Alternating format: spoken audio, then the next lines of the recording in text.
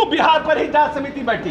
जब आप मिर्चा फेंक रहे हैं, आप सिग्रीवाल जी को साफ साफ सीसीटीवी फुटेज में देख रहे हैं कि आप प्रतिबंधित एरिया से आप उसको आ रहे हैं, वापस आ रहे हैं। हो सकता है कि सम्राट जी की नीतीश जी से बराबर बात होती होगी और इसीलिए नीतीश जी ने बताया होगा कि हम प्रेशर में हैं। हम तो देश के चाहते हैं नीतीश जी प्रधानमंत्री हो जाएं।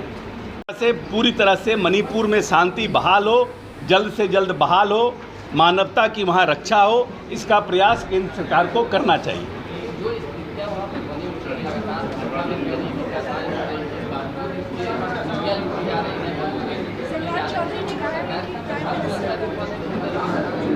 नहीं, हम तो कह रहे हैं कि वहाँ पूरी तरह से वहाँ की व्यवस्था चरमरा गई है और राज्य सरकार, क्योंकि ये घटना लंबे समय से चल रहा है और राज्य सरकार स्थिति को नियंत्रण करने में सक्षम नहीं हो पा रही, इसलिए केंद्र सरकार को इसमें इंटरवेन करना चाहिए और केंद्र सरकार को, केंद्रीय नेतृत्व को मणिपुर, क्योंकि भारतीय जनता पार्टी के पास है, इसलिए तत्काल इंटरवेन करके शांति बहाल मणिपुर में करना चाहिए।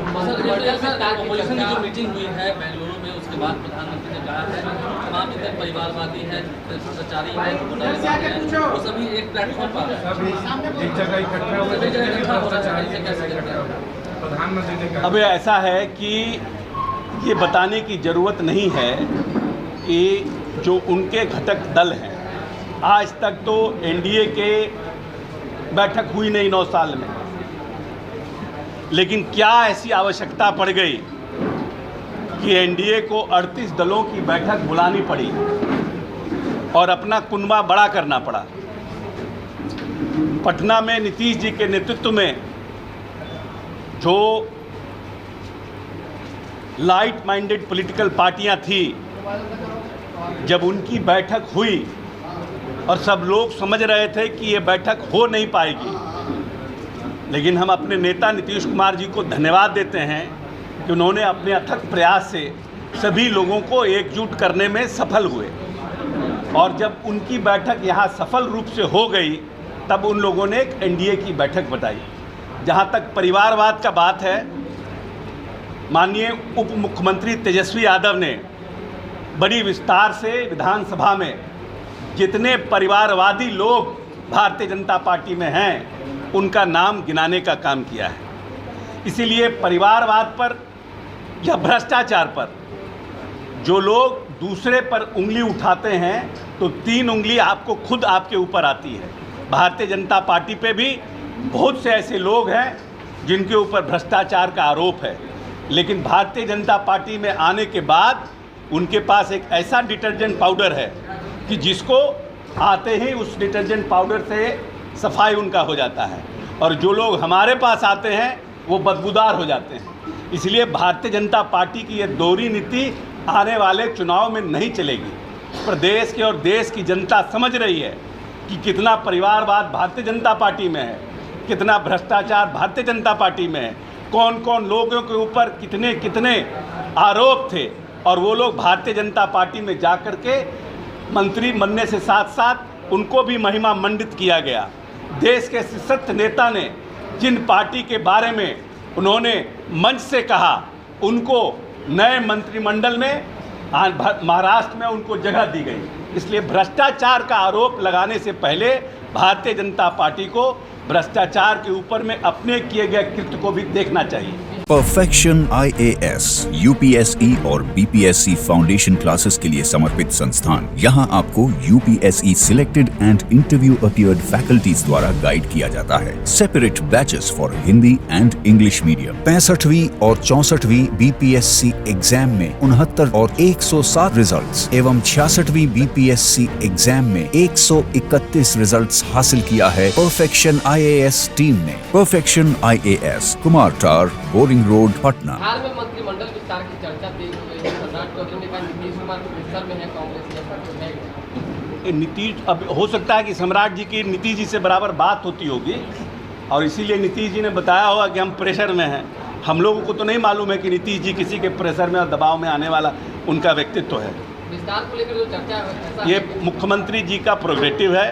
कब विस्तार होगा, कब विस्तार नहीं होगा, हम ये मुख्यमंत्री जी ही इसका उचित जवाब दे पाएंगे। इंडिया गठबंधन जो बना है उसमें जदयू क्या चाहती है, नीतीश कुमार की क्या भूमिका होनी चाहिए?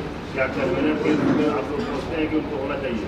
नहीं, हम लोग को कौन कन्वीनर के लिए, हमारी इच्छा से हम तो देश के चाहते हैं नीतीश जी प्रधानमंत्री हो जाएं, तो हमारे चाहने से थोड़ी हो जाएगा। हमारे चाहने से कन्वीनर, जो भी पॉलिटिकल पार्टी के लोग इस दल में बैठे हैं उनके चाहने से कोई प्रधानमंत्री बनता है, कोई कन्वीनर बनता है। माननीय नेता ने स्पष्ट रूप से कहा है कि न मैं प्रधानमंत्री का दावेदार हूं, न मेरी कोई इच्छा है। हम सिर्फ और सिर्फ एक बड़े गठबंधन को बना करके भारतीय जनता पार्टी को इस देश में हराना चाहते हैं। उन्होंने कम से कम ये बात 100 बार कह चुकी है। इसीलिए न नेता को कन्वीनर बनने की इच्छा है, न देश में प्रधानमंत्री बनने की इच्छा है। वो एक भूमिका में है, उस भूमिका का वो निर्वहन कर रहे हैं। लेकिन आपकी इच्छा है कि वो प्रधानमंत्री आप तो हर एक नेता हर एक कार्यकर्ता अपने पार्टी के नेता को शीर्ष स्थान पर देखना चाहता है। ये एक ह्यूमन साइकोलॉजी है। जिस कंपनी में आप काम करते हैं उस कंपनी को चाहते हैं कि देश का सबसे बड़ा कंपनी बने। अगर बनेगा बड़ा कंपनी तो उससे आपको फ़ायदा होगा। तो हर एक व्यक्ति, जो भी छोटा से छोटा पॉलिटिकल पार्टी है या छोटा से छोटा राजनीतिक दल का कार्यकर्ता है, वो चाहता है कि उसका नेता स्थापित हो, बड़ा बने। तो हमारी भी इच्छा है। दावेदार तो खुद नीतीश जी कह चुके हैं कि हम दावेदार नहीं हैं। हम तो सोचने और इच्छा की बात की। जेडीयू नेता का कह रहे हैं कि बिहारी होने का कह रहे हैं। हम बिहारी होने के नाते कह रहे हैं। प्रशांत किशोर ने कहा है कि नीतीश कुमार दल बदलते बदलते चकराने लगे, भूमि आने लगा है। क्या कहें? बहुत हमारे लिए प्रशांत किशोर बहुत नोटिस के आदमी नहीं है। मंत्री जी, एक सवाल यह है कि 13 तारीख को जो लाठीचार्ज हुए उसमें बीजेपी ने आरोप लगाया कि उनके पार्टी के नेता की मौत उसी लाठीचार्ज के कारण हुई। पोस्टमार्टम रिपोर्ट जो आया उसमें हार्ट अटैक की बात कही जा रही है। इस पर भाजपा के लोग सवाल उठा रहे हैं और कह रहे हैं कि 24 तारीख से 9 तारीख तक पूरे बिहार में उसके लिए आंदोलन करेंगे। आंदोलन, देखिए, वो तो एक पॉलिटिकल परसेप्शन बनाने की भारतीय जनता पार्टी के लोग कोशिश कर रहे हैं कि लाठीचार्ज हुआ और उसमें भारतीय जनता पार्टी का एक कार्यकर्ता जो है उसकी मृत्यु हो गई। लेकिन फैक्ट ये है कि वो आदमी छज्जू बाग में पाया गया और छज्जू बाग में गिरा हुआ पाया गया। प्रत्यक्षदर्शियों के साथ जो गवाह थे उन लोगों ने बयान दिया, सीसीटीवी कैमरा में सब कुछ दर्ज है। और उसके बाद यही तो कहा जाता है कि भारतीय जनता पार्टी के लोग कैसे चीज़ों को घुमाते हैं, ये देखने की बात है।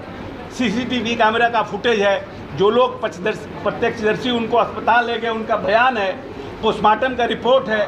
उसके बाद भी मैं पूछना चाहता हूँ भारतीय जनता पार्टी से कि ये भारतीय जनता पार्टी की दोहरी नीति क्यों है कि जब जेएनयू में लाठीचार्ज हुआ छात्रों पर तो जांच समिति क्यों नहीं बैठी? जब किसानों के ऊपर लाठीचार्ज हुआ तो जांच समिति क्यों नहीं बैठी? सीएनआर एनआरसी पर जब महिलाएं बैठी थी उनके ऊपर लाठीचार्ज हुआ तो जांच समिति क्यों नहीं बैठी? मणिपुर में इतनी बड़ी घटना हो गई, मणिपुर पर भारतीय जनता पार्टी की जांच समिति क्यों नहीं गई? क्यों बिहार पर ही जांच समिति बैठी? जब आप मिर्चा फेंक रहे हैं, आप सिग्रीवाल जी को साफ साफ सीसीटीवी फुटेज में देख रहे हैं कि आप प्रतिबंधित एरिया से आप उसको आ रहे हैं, वापस आ रहे हैं, तो निश्चित रूप से जो लोग विधानसभा के बचाव में और जो पदाधिकारी विधानसभा घेरने के लिए जो लोग आ रहे थे उसके बचाव में जो लोग हैं वो कार्रवाई करेंगे। और उस कार्रवाई में लोगों पर लाठीचार्ज हुआ है। तो बार बार आपके समय में और आपकी सरकार में जब लाठीचार्ज होता है तो वो न्याय संगत है, संविधान संगत है। और जब दूसरे पार्टियों के समय में लाठीचार्ज होता है तो उस पर जांच समिति बनती है। ये दोहरी नीति कैसे चलेगी?